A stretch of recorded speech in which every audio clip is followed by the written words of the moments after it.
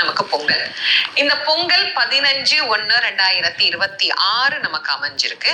பொங்கல் வைக்கிறதுக்கான நேரம் என்ன அப்படின்னு பாத்தீங்கன்னா, நான் எப்போதும் சொல்றது, சூரிய பொங்கலா வச்சீங்க அப்படின்னா காலை 6 மணிக்கு முன்னாடியே வச்சு முடிச்சிடணும். ஒரு 5:45 பொங்கலை வச்சு முடிச்சிட்டீங்கன்னா 6 மணிக்கு நம்ம நைவேத்தியம் பண்ணிடலாம். இதுக்கு கணக்கு கிடையாது.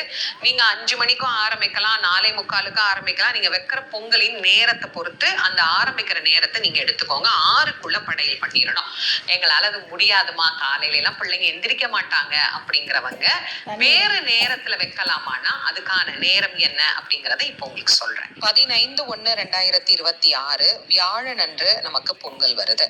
காலையில 4:30 மணியிலிருந்து 6 மணிக்குள்ள வைக்கிறது சூரிய பொங்கல். ரொம்ப ரொம்ப விசேஷமானது. வாய்ப்பு இருக்கிறவங்க இந்த நேரத்துல வைங்க. குழந்தைங்கெல்லாம் எந்திரிச்ச பிறகுதான் வைக்க முடியும் அப்படின்னா 7:45 இருந்து 8:45 வரைக்கும் ஒரு நல்ல நேரம் இருக்கு. அதுக்கப்புறம் 10:35 இருந்து 1 மணி வரைக்கும் நேரம் நல்லா இருக்கு. இந்த 2 நேரத்தையும் பயன்படுத்தி கொள்ளலாம். இப்ப பொங்கல் வைக்கிறதுக்கான நேரமும் நான் உங்களுக்கு கொடுத்திருக்கேன். இந்த நேரத்தை நீங்க பயன்படுத்திக்கோங்க.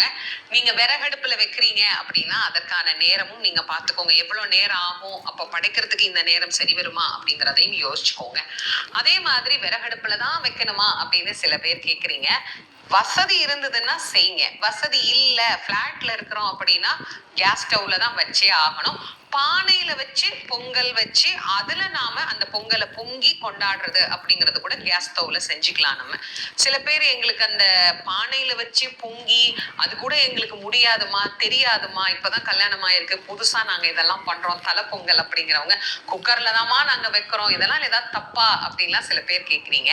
தப்பு அப்படிங்கிறது ஒண்ணும் இல்லை. முடிஞ்ச வரைக்கும் பழமைய இது மாதிரி விழாக்கள்ல கடைபிடிக்கிறதுக்கு முயற்சி பண்ணுங்க, அவ்வளவுதானே. 2 முறை முயற்சி பண்ணோம்னா 3வது தடவை நமக்கு கண்டிப்பா கை கொடுக்கும். அதனால அழகா சின்ன சின்னதாலாம்